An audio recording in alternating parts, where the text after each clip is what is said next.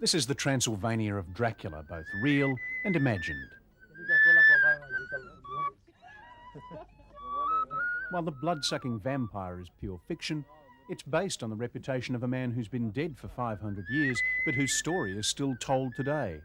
Asta istorioară o cunosc și o știu și eu de la bătrânul meu bunic, care a murit la vârsta de 94 de ani. Și ne povestea, voi copiii nu știți cine a fost Vlad Țepeș. Am vrea noi să avem un Vlad Țepeș în țara noastră și acum. He became known as Vlad the Impaler because that was the punishment he meted out to his enemies. A punishment which astonished even his contemporaries and has assured him a place in history.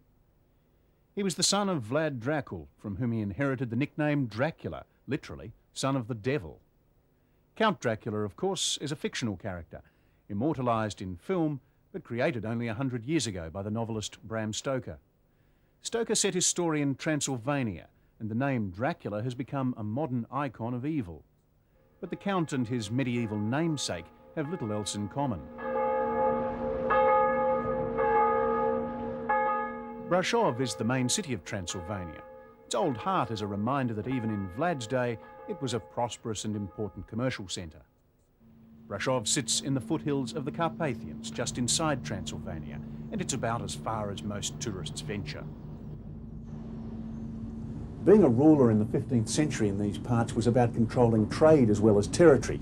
So when the merchants of Brasov rebelled against Vlad's latest trading laws, he impaled 40 of them and set them up on the hills around the town, just to show that he could drive a hard bargain as well.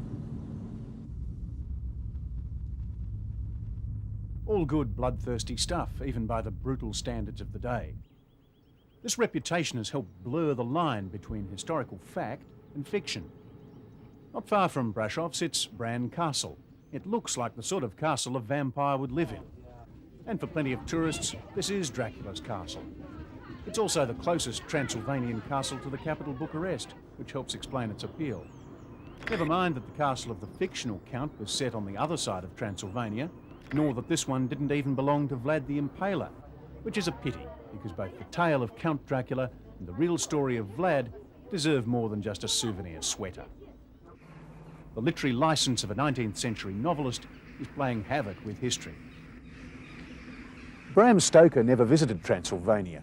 He just picked an exotic-sounding place on the map, combined it with his memory of the Swiss Alps, and threw in a dose of medieval horror just for good measure. But he succeeded in creating not only a monster, but an entire industry.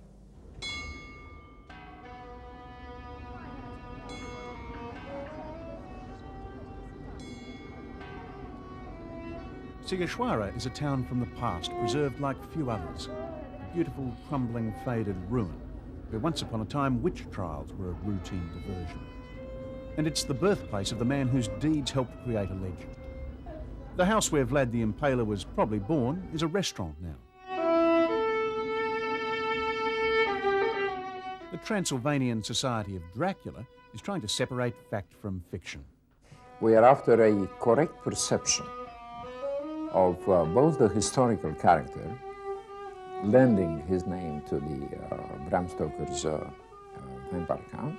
We are after the understanding of the fascination of the Western world with Dracula.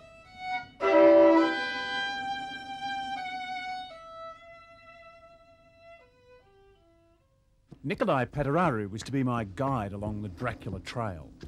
Vlad the Impaler made his name resisting the expansion of the Ottoman Empire, but he was a minor prince in the whole scheme of things and often had to flee to the mountains for protection.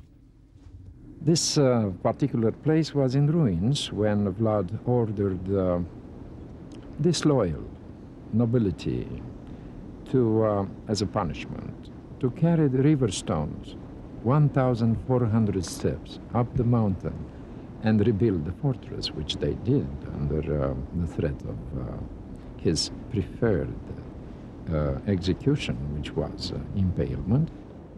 By this time, the Turks already had a healthy respect for this most ruthless of enemies. He offered his capital with the gates open, set afire, and surrounded by a huge circle of impaled Turkish prisoners. So when the Sultan arrived and saw that sight, he said, he was quoted to say by his own historians. Oh, what a great man. In Bram Stoker's hands, Vlad became the personification of evil. They want to peep over the border of life into the kingdom of death and see what's there. Dracula is a connection. The hard part is translating a work of the imagination into a modern-day tourist experience. These mountains are populated by bears and by wolves and by stags and so on and so forth. This is why it's not a very good idea to go away from Castle Dracula at night, for instance. There are a couple of also of haunted houses in the neighborhood. Stoker created a castle for his count high in the mountains of northern Transylvania. 10 years ago, the Romanian government built a Dracula-themed castle on the spot the novel describes. So, welcome to Castle Dracula. Enter freely and of your own will. One look at the place told me this was no ordinary vampire's castle, and that if the count didn't get me, the food probably would.